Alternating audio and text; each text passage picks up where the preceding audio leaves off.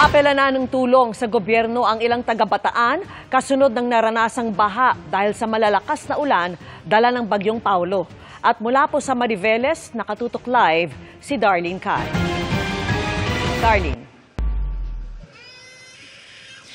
Vicky, tuluyan ng humupa. Ngayon lang yung baha dito sa Barangay Ipag, Mariveles, Bataan. Pero kaninang umaga hanggang hapon, hanggang dito ko raw yung level ng tubig dito. Mabilis na tumaas yung baha, kaya naman labis na nangamba yung mga residente rito.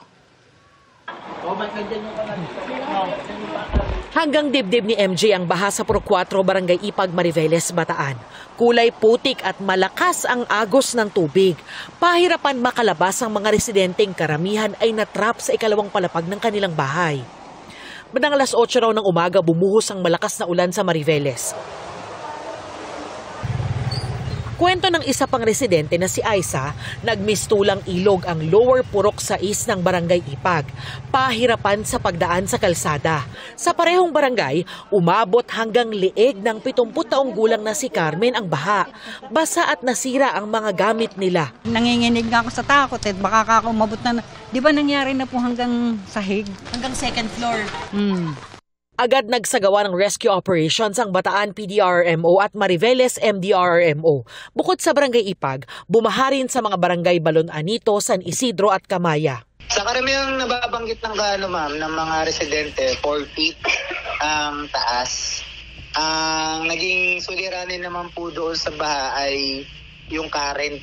Kaya ibig kahit mababa lang po yung tubig, because of the current, minsan nagiging struggle or conflict siya kapag nagtatransport o lumalabas o nag-evacuate yung resident. Ito raw ang mga mababang lugar na karaniwang binabaha kapag malakas at tuloy-tuloy ang buhos ng ulan. Yung high tide po, malaking factor po sa low-lying areas kasi may mga river kami. Then, yung mga tubig po sa bundok na bumababa, yun po yung dumadaan sa mga ilog. Kung high tide po, hindi po agad bababa yung tubig sa dagat, kundi aangat po siya or minsan nagtatravel po siya albaylan. Bandang hapon, patuloy na nakaalerto ang mga otoridad kahit humupan ang baha sa iba't ibang bahagi ng Mariveles. Tulad sa lugar ni Ana Marie, panawagan nila sa gobyerno, tulungan ang kanilang lugar. Hanggang kailan daw ba nila dapat tiisin ang malubog sa baha? Ngayon lang po ulit na ulit tong ganitong kataas ng tubig. Sa mga namamahala po, sana po gawan nyo ng paraan dito po sa barangay namin kasi panay na lang po kada naulan. Lagi pong baha, pati po mga estudyante kawawa po, kagaya kanina napauwi po sila. Na po, ang taas na po ng tubig.